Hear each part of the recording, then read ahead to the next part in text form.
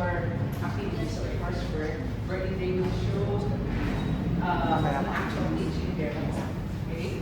And hope that you will all participate and also so we will not provide right you like second year, first year, all of you are first year, third year. What major? All of you is basic. So our first year is so we hope na yung first year we will also consider values. But as it is, thank you.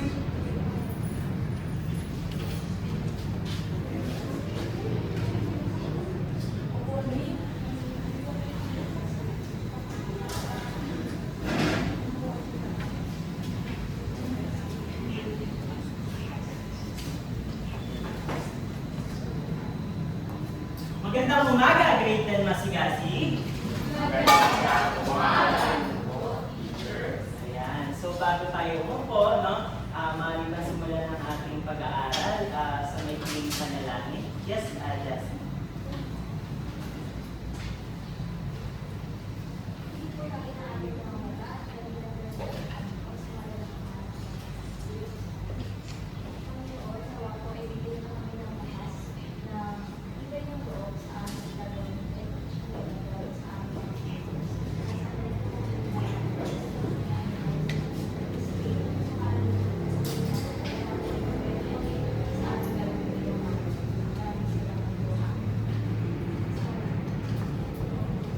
Okay, so bago tayo umupo, maaari bang tignan natin yung ating mga paligid, yung ilalim ng inyong mga silya, yung inyong harap, at kung may makitang basura, ilagay lamang sa inyong bulsa at itapon na lang sa tamang basurahan namin.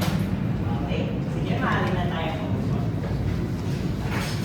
So bago natin formal na simulan, no, ang ating pag-aaral, akin lamang ibabalik, no, yung mga patakaran sa klase nito. Okay ba?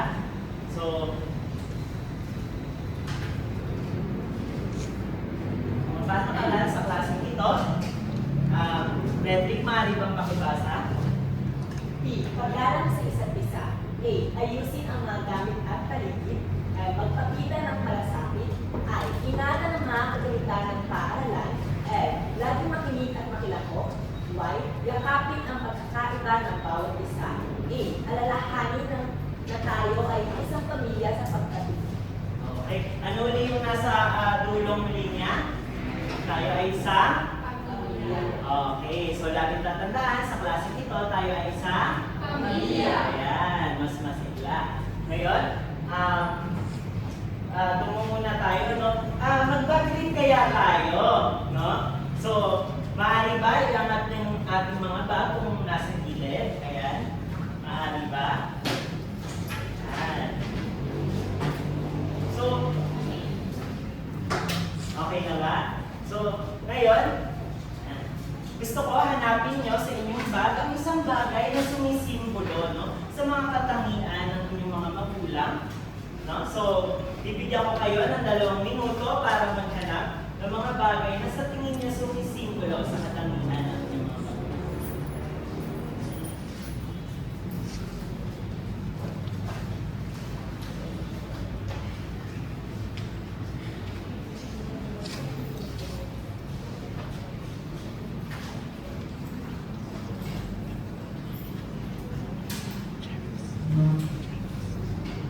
Yan. Ano kaya, no, ang makikita at may share natin sa klase ngayon? Sige, sinong handa na? Maaari na magtaas ang kamay ang handa na. Ayan. Mukhang humingiti sila na J-Jun. Sige. J-Jun, maaari mo magbahagi sa amin yung bagay na sumisimulo sa tingin mong katangian ng iyong mga magulang. Para po sa akin, ang sumisipin ko po, or katanggit ng magulang, is yung power. Kasi sino po ito yung magulang, sino po yung parang nagsisilip protection sa atin para hindi po tayo mabasa or hindi po tayo malito. Oh, very good. Tama ka dyan, no? So, Justin Ann. Sige. Yung akin naman po, fun. Kasi nahanap ko lagi yung napapakita kasi opposite siya nito. So, if it's na,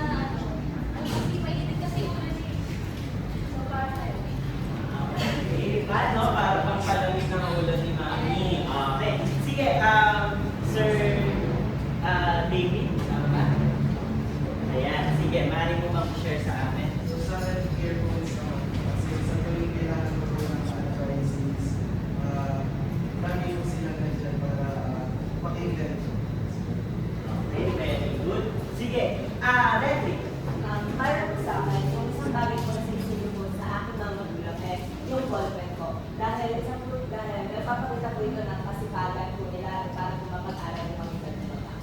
Wow, kasipagan. No? Yes, Lawrence.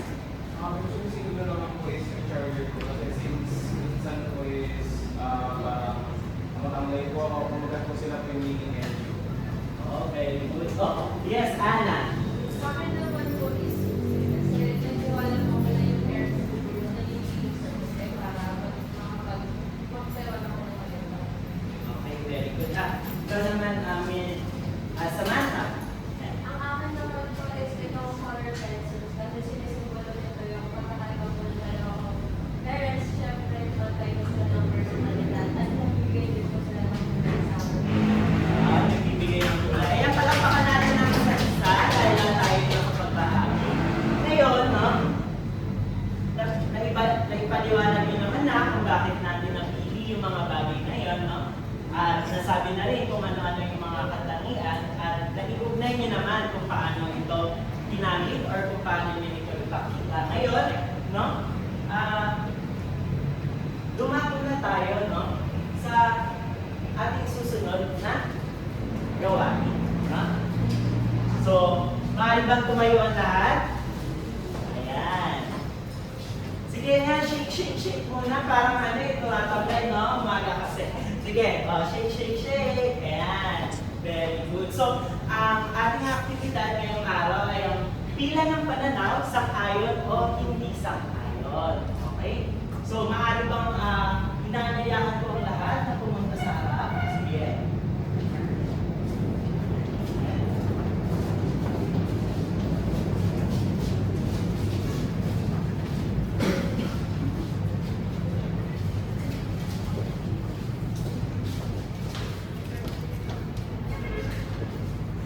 Okay.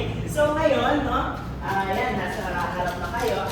And alam ko, parang nararamdaman niyo na rin yung gagawin niya, no? Nanonood ba kayo ng Showtime?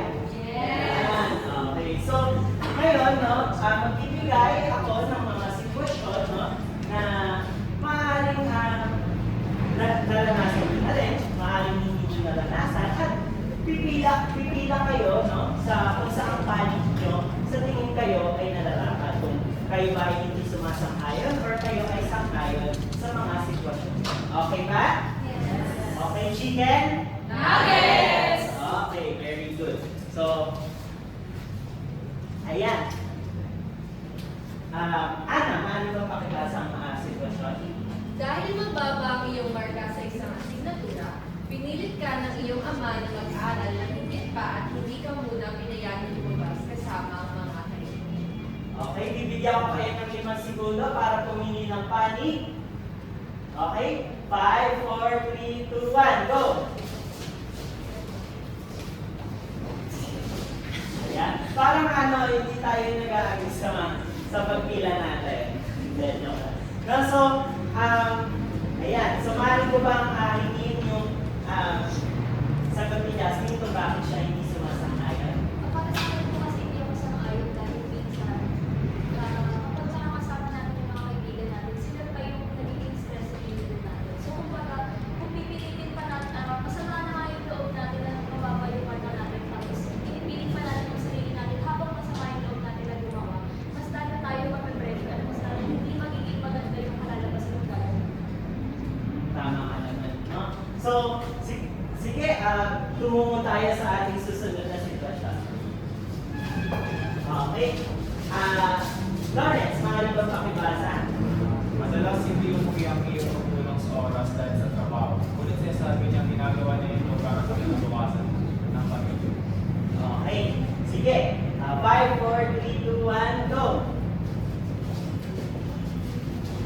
Ayan. Sang-ayon. Okay, very good. Jasmine Han. Ay, Samantha pala, sorry. Maaari mo ba ibahagi kung bakit